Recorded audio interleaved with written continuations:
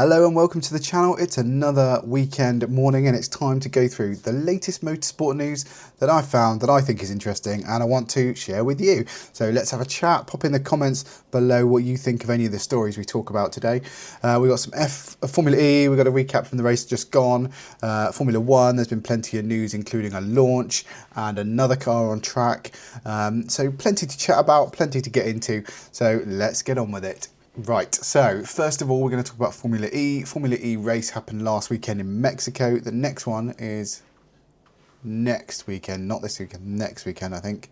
Get my dates checked. Yeah, something like that, 31st. So the winner of the Mexico E-Prix was Nick Cassidy, followed by Eduardo Mortara and Oliver Rowland. It was a cracking race, plenty of bonkersness, some ridiculous crashes, some daft stuff. But look, Pepe Marti finished 7th. And he had like a 30-place grid penalty. So it just shows how bonkers Formula E can be, but how bloody brilliant it is. I do love Formula E. I think it is great fun to watch.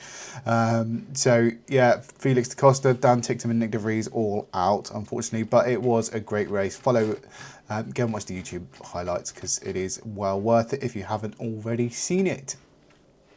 Into F1 news, Williams have named Victor Martins as their F1 test and development driver. We kind of expected that to be coming, so he's obviously had a long association with Alpine, but now is coming into the Williams program. I think he's a good prospect. Is he the next Verstappen? Probably not, and I think that's probably halted him a little bit. He's not set the world on fire in terms of F2, F3. I mean, he's been very good and very solid, but I think he will be a good test and development driver. Let's see how he does when he jumps in, when they do the young driver tests and stuff. I think it'll be interesting to see how he compares.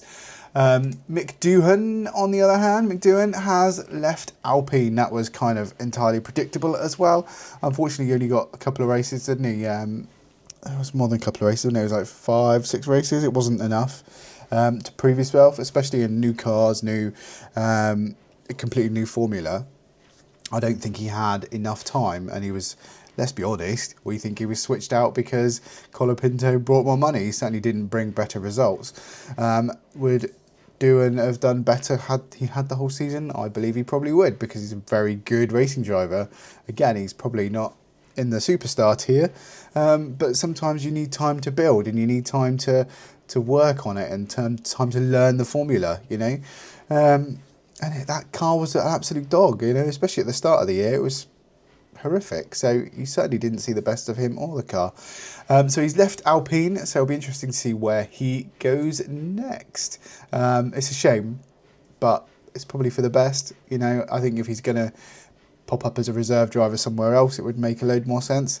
Alpine is not the most cuddly of Formula 1 teams, shall we say.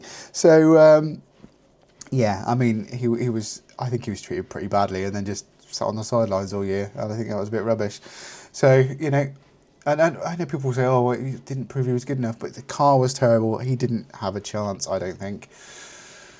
Right, Leonardo Fornaroli, F2 champ, is now the McLaren reserve driver along with Pato O'Ward. So that's kind of a logical progression for him. I do find it difficult to see where he's going to fit into an F1 drive, and he does look like a proper generational talent. He looks like a really, really good driver. Obviously, he smashed it in F3, smashed it in F2, and then he hits the brick wall of F1. Are they going to be able to place him somewhere, or do they think that Piastri is going to go or Norris is going to go? I don't know. You know, you'd like to think McLaren, I imagine, would like to think that Norris and Piastri would stay for many years. But, of course, if they're unhappy about the papaya rules and stuff, then a position may become available. Ferrari have confirmed that Lewis Hamilton will have a new race engineer, so Riccardo Adami will not be in Lewis's ear next year. Again, I'd like to think that was completely predictable. They didn't seem to get on. There was certainly a lot of talk in the paddock over the races last year about how fractious that relationship seemed to be.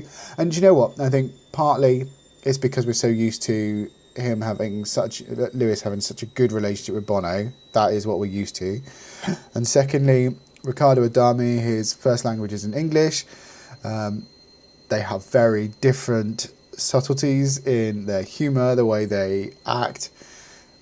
It probably just didn't feel like it clicked. I mean, it may well click later on if they were to keep at it. It didn't feel like it quite clicked, did it? So it is probably for the best if they've got someone that works well with Lewis, or someone that's worked with Lewis before. It's not been announced, so we will find out shortly. Ferrari have also fired up their car. There were some rumours that they couldn't. There were some rumours that they were having a terrible time getting their car started. But they have fired up the car, and both Lewis and Charles were there in Maranello for the fire up. So fingers crossed. On Friday, Cadillac hit the track at Silverstone. F1's first new team in many, many years has hit the track. Bottas and Perez and Guan Yu Zhou were all there at Silverstone, and there is footage of the car on track.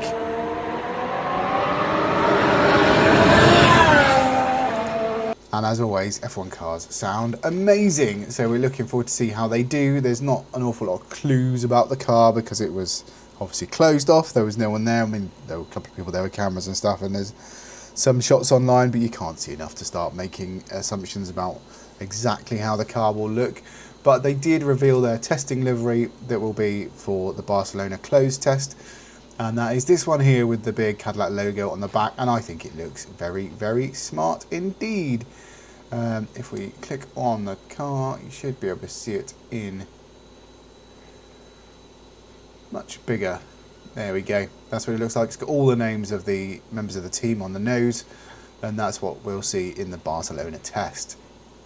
Now, Red Bull have launched their liveries for both of their teams in an event in Detroit with Ford, of course, because it's a massive year bringing Ford back into the sport.